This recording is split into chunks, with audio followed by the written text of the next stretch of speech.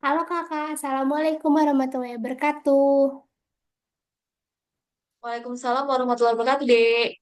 Salam kenal Kak Vira. Perkenalkan, nama aku Syifa Naura. Saya angkatan 59 analisis kimia. Di sini saya akan mewawancarai kakak untuk memenuhi tugas Kapita Selekta Kimia, yang dimana apakah kakak bersedia untuk saya wawancarai?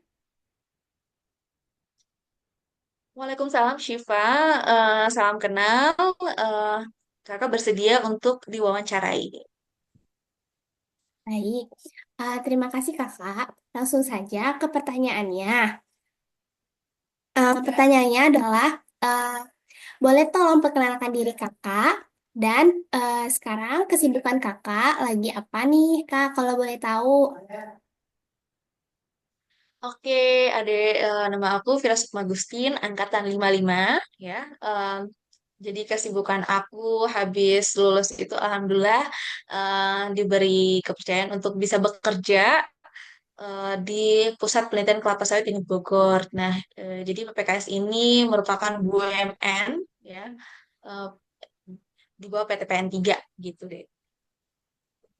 Wah, keren banget kak. Untuk pertanyaan berikutnya, waktu kakak setelah lulus nih, gimana sih kalau boleh tahu kak pengalaman kakak nih saat mencari lowongan pekerjaan atau bagaimana proses sistem seleksi masuk kerja kakak pas saat itu?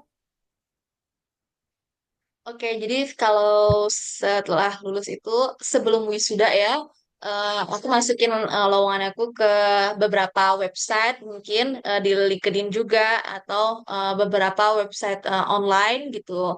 Dan eh, alhamdulillah juga setelah lulus setelah wisuda itu diberi kesempatan oleh Allah untuk bisa bergabung di lab PPKS dengan cara seleksi masuknya yaitu ada informasi lowongan kerja di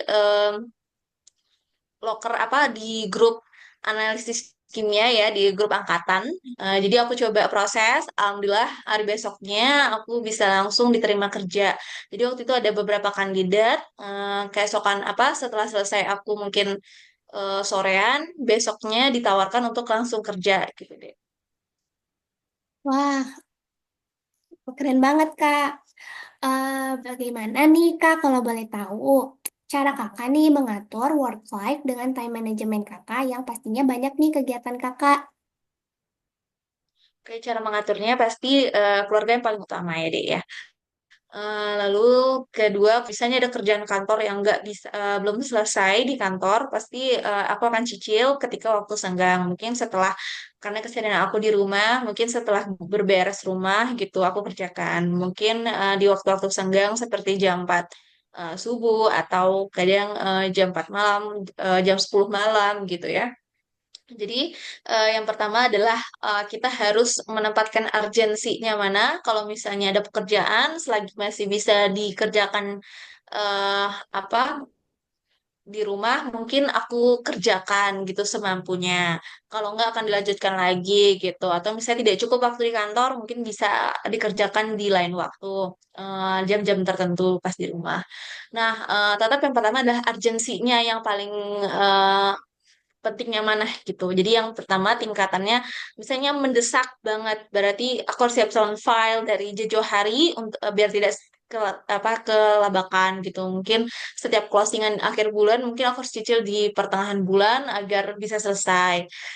Yang kedua yaitu eh tadi kan sangat mendesak, yang kedua mendesak mungkin kita bisa prepare dari jauh-jauh hari juga. Kalaupun misalnya ada dadakan, mungkin aku akan tepatkan waktunya di second time. Lalu nanti kalau misalnya ada eh, yang terakhir yaitu agak santai. Nah, mungkin ini bisa kita aturlah eh, secara masing-masing ya individual gitu. Wah, berarti yang paling penting itu Jadi tetap urgensi dulu ya urgensinya, Kak. Hmm. Oke, satu iya pertanyaan lagi ya Kak. urgensinya itu. Satu pertanyaan lagi ya Kak. Em, Kakak, aku mau nanya nih, apa sih hard skill dan soft skill yang dicari di perusahaan di bidang kimia? Oh, kalau soft skill dan hard skill, pertama tahu basic knowledge tentang kimia ya, karena kan perusahaannya tentang di analisis kimia. Kebetulan aku kan di bagian lab. Soft skillnya pertama komunikasi, karena kebetulan aku di bagian marketing, jasa analisa dan admin lab. Kita harus tahu nih cara berkomunikasinya seperti apa ke klien dan soft skill tentang ilmu-ilmu juga tentang basic ketika misalnya ada jasa konsultasi. Nah, kita lah sebagai jembatan ke klien terkait tentang analisis kimia. Misalnya kalau pengujian tanah, ada klien yang tidak tahu, kita harus bisa menjabarkan secara spesifik. Jadi komunikasi itu sangat penting ketika bisa ngobrol ke klien, biar paham gitu. Nah, perbaiki komunikasi, bagaimana attitude juga ya. Lalu penyampaian kita yang mudah dipahami. Lalu hard skill-nya mungkin kita harus bisa selain di analisis kimia, mungkin tidak hanya di lab, kita perlu misalnya desain suatu keahlian khusus desain ya. Contohnya aku buat post feed Instagram atau Reels Instagram atau sosial media lainnya yang bisa menunjang sehingga alasan perusahaan tersebut mau menerima kita, kita bisa lebih dari yang lain, nggak hanya nge-lab aja gitu. Karena kita nggak tahu suatu saat nanti kita hanya di lab aja kah, atau kita akan ditempatkan di bagian luar, seperti misalnya marketing jasa analisis lab. Eh, karena kebutuhannya juga dari analisis kimia gitu. Jadi basic-basic bagian analisis kimianya juga harus diingat. Lalu bagaimana proses pengujiannya, penyampaian kita, komunikasi kita dengan sebaik mungkin, lalu attitude, hard skill-nya juga kalau bisa mungkin apa bagian sosial media selagi kita bisa kembangkan gitu. Why not gitu deh.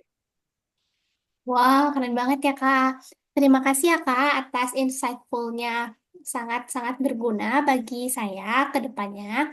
Um, Sampai jumpa Kakak. Assalamualaikum warahmatullahi wabarakatuh. Sampai jumpa, Dek. Waalaikumsalam warahmatullahi wabarakatuh. Semoga bermanfaat ya, Dek. Siap, sama-sama Kakak. Ya.